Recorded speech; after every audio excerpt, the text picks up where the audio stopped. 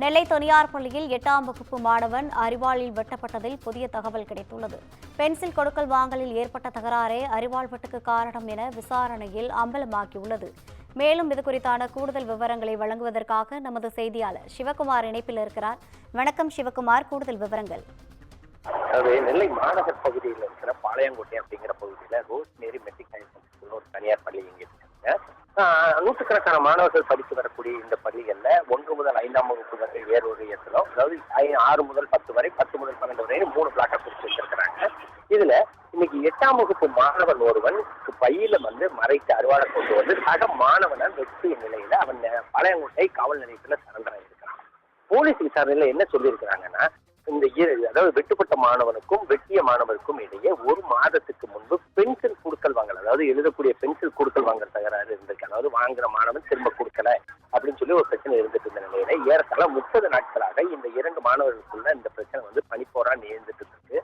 இதனை அடுத்து என்ன பண்ணிருக்காங்கன்னா, இன்னைக்கு பையன் வீட்டிலிருந்து புத்தகத்துல அரிவாளை மறைத்து வைத்து கொண்டு வந்து சக மாணவனை அரிவாளால் 3 இடங்கள்ல வெட்டியிருக்கிறான். வெட்டிய நிலையில அந்த மாணவன் தற்போது மருத்துவமனையில் அனுமதிக்கப்பட்டு அதன் அடிப்படையில போலீஸ் விசாரணை பண்ணிட்டு இருக்கிறாங்க.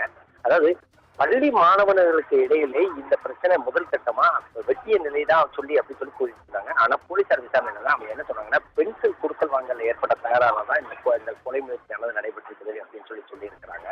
பள்ளிகளுக்கு வரக்கூடிய மாணவர்களோட புத்தகங்கள் மட்டுமல்லாது பள்ளி மாணவர்களுமே வாயில்கள்ல நிறுத்தப்பட்டு ஆசிரியர்களால் சோதனை செய்யப்பட்ட நிலையில ஆசிரியர்கள் கண்ணில் மண்ணை தூங்குவதற்காகவும் அங்க இருந்த பாதுகாப்பை அங்க இருந்த பாதுகாப்பு குறைபாடை தனக்கு சாதகமாக பயன்படுத்திக்கிட்ட மாணவன் என்ன பண்ணாங்கன்னா, புத்தகங்களுக்குள்ள சிறிய அளவிலான அரிவாளை எடுத்து மரச்சூட்டி கொண்டு வந்த நிலையில இன்று அந்த மாணவன் சகஜமா அவங்க கிட்ட போய் வம்பு இழுத்து அதன் அடிப்படையில தற்போது அந்த பையனை வெட்டிய நிலையில அந்த பையன் ரொம்ப ஒரு, அதாவது ஆபத்தான நிலைன்னு சொல்ல முடியாது, ஆனா மருத்துவமனையில சிகிச்சையில் இருந்துட்டு போலீசார் தரப்புல என்ன சொல்றாங்கன்னா, ஒவ்வொரு முறையும் நாங்க பள்ளிகள்ல ரேண்டமா போலீஸ் செக் பண்ணதான் செய்யறோம், ஆனாலும் அந்த மாணவன் எப்படி மறைத்து கொண்டு போனான்னு தெரியல அப்படிங்கிற மாதிரி காவல்துறை உதவி ஆணையாளர் துணை ஆணையர் சுரேஷ்குமார் சொன்னாரு.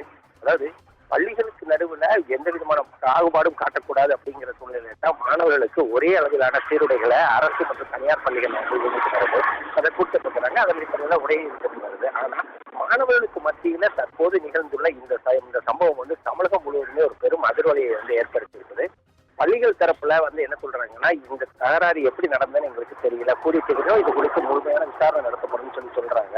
ஆனாலும் காயப்பட்ட மாணவன் ஒரு அருகில் உள்ள தனியார் மருத்துவமனை கொண்டு செல்லப்பட்டு அங்கு உயிர் அபாயம் இல்லை அப்படின்னு கூடிய நிலையில தற்போது வேற மருத்துவமனைக்கு மாற்றப்பட்டிருக்கிறாரு. பள்ளி வளாகத்துக்குள்ள இந்த சம்பவம் நடைபெற்ற நிலையில வெற்றிய மாணவன் தற்போது காவல் நிலையத்தில் சரண்டரா இருக்கிறாங்க. இந்த வழக்குல வேற ஏதும் தொடர்புகள் இருக்குதா அல்லது வேற எதுவும் முகாந்திரத்தின் அடிப்படையில இந்த மாணவன் வெட்டப்பட்டானா அப்படிங்கிறது தற்போது போலீசார் விசாரணை பண்ணிட்டு இருக்கிறாங்க. ரவீனா, விரிவான தகவல்களை வழங்கியமைக்காக நன்றி சிவகுமார்.